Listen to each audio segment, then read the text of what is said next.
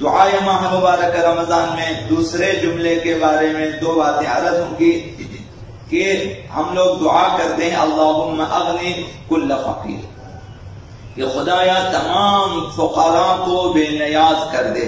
یہ ہر مومن کی آرزو ہونی چاہیے کہ دنیا میں کوئی فقیر نہ رہے، اور یہ اپنے لیے بھی دعا ہے کہ جب سارے فقیر بے نیاز ہو جائیں گے تو ہم بھی بے نیاز ہو جائیں گے. یعنی اس طرح سے خدا متعال کی بارگاہ میں دعا کرتے ہیں کہ خدایا کوئی فقیر ہی نہ رہے دنیا میں.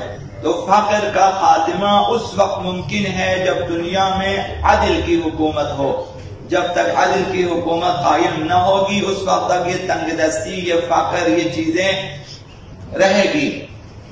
تو لہذا آقا امام صادق علیہ السلام نے یہ ارشاد فرمایا کہ ان الناس یستعون اذا عدل بینہم، جب لوگوں میں عدل کی حکومت ہو، جب عدل حاکم ہو تو لوگ بے نیاز ہو جائیں گے. یہ تاثیر عدالت ہے. اس لیے جو شخص دنیا میں بھی عدل و انصاف کے مطابق زندگی بسر کرے وہ بے نیاز رہے گا، اور جو بھی ظلم و تعدی کے ذریعے جو ہے مال و دولت بنانا چاہے اور عیش و عشرت کرنا چاہے، اس کی زندگی جو ہے خراب ہو جائے گی، تنگ ہو جائے گی، اس کی زندگی سخت ہو جائے گی، پریشانی لائق ہو جائے گی. یہ عدالت کی تاثیر ہے اور یہ ظلم کی تاثیر ہے. تو لہذا فقر و ناداری بے عدالتی کا ثمر ہے. جب عدالت معاشرے پہ حاکم ہو جائے تو پھر جو ہے لوگ بے نیاز ہو جائیں گے.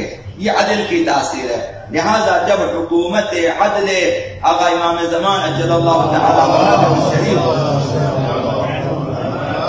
قائم ہوگی روئے زمین پر تو پھر لوگ بے نیاز ہو جائیں گے. خداوند متعال اپنی برکتیں نازل فرمائے گا.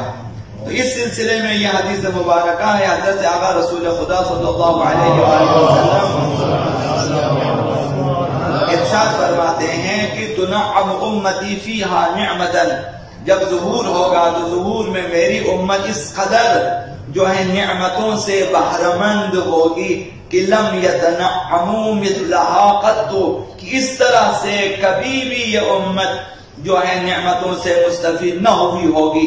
اس طرح سے لوگ مستفید ہو جائیں گے.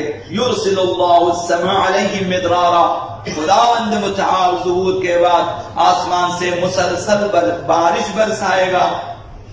فلا تدخر الارض شیئا من النبات والمآکل، اس وقت زمین اپنے اندر جو بھی نباتات ہے، جو بھی میوے ہیں، جو بھی ذخائر، کچھ بھی نہیں چھپائے گی، سب کو ظاہر کرے گی. آقا امام زمان علیہ السلام کے لیے اس وقت اس قدر مال و دولت کی فراوانی ہوگی.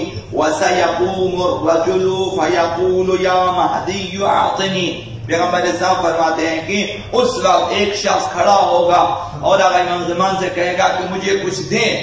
تو پھر آقا امام زمان فرمائیں گے فَيَقُولُ خود جاؤ لے لو.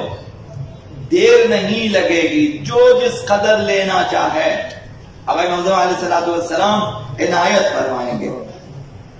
اور جو ہے وہ جو امتیازی سلوک ہے زمینوں کے ساتھ وہ بھی ختم ہو جائے گی. اس سلسلے میں آقا امام باقر علیہ السلام ارشاد فرماتے ہیں کہ اذا قام قائمنا اذ محلت القطائع فلا قطائع، جب آقا امام زمان کا ظہور ہوگا تو پیشکشی زمینیں دینے کا سلسلہ ختم ہو جائے. کوئی جاگیردار اپنے جو ہے اپنے رشتہ داروں کو، اپنے چاہنے والوں کو کسی زمین کا حصہ نہیں بخش سکے گا.